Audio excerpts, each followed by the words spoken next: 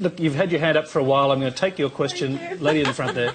Look, my one question is basically, or my one comment, or passing comment, is that so many times you've brought up women in Islam.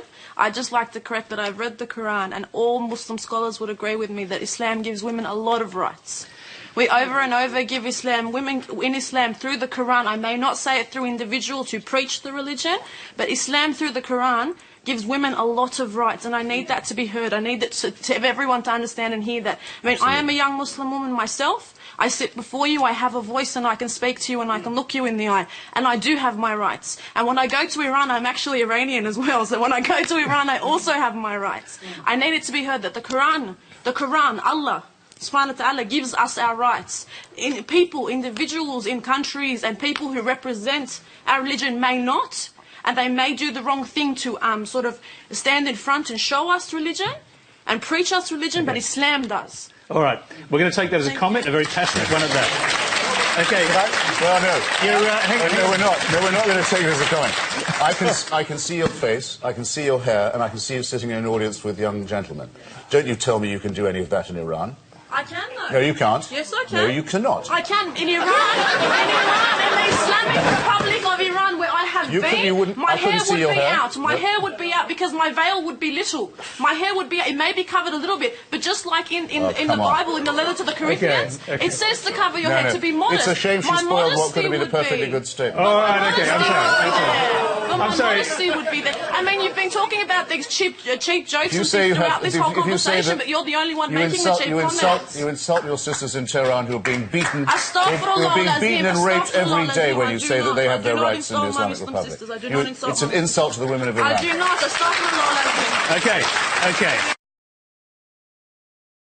As a Sufi Muslim, I'm very ruffled by the title of your book. Of all the titles that you likely had at your disposal, did you have to settle for the literal negation of Allahu Akbar? Yes. I thought so. Thank you for that question. Thank you. No, it's a very good question, and I'm glad. I wanted to come back to it. Why? Yeah. As I've said, I think that all religions are wrong in the same way, in that they privilege faith over reason, but they're not all equally bad in the same way all the time. I mean, if I'd been writing in the 1930s, I would certainly have said that the Roman Catholic Church was the most dangerous religion in the world because of its open alliance with fascism and anti-Semitism, which the damage from that our culture has never recovered from and never will. But at the moment, it's very clear to me that the most toxic form that religion takes is the Islamic form.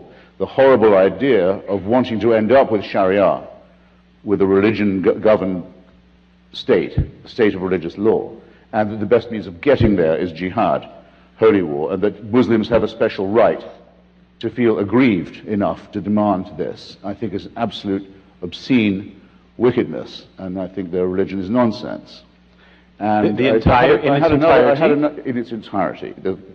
The idea of God speaks to some illiterate merchant warlord in Arabia, and he's able to write this down perfectly, and it contains the answers to all human. Don't waste my time. It's bullshit. But you're saying the same about it. Also, that God speaks. The Archangel Gabriel speaks only Arabic, it seems. I just want to say, in retrospect, you were very civil, actually. I don't know what I was thinking.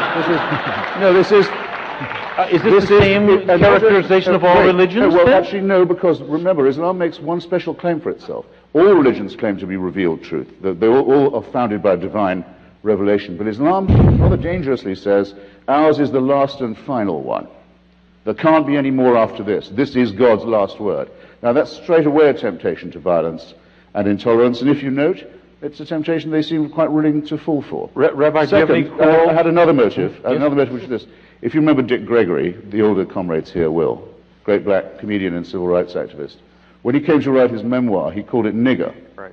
It upset a lot of people, including his old mum, who called him and said, why are you doing this? And he says, Mama, every time you hear that word again, they're selling my book.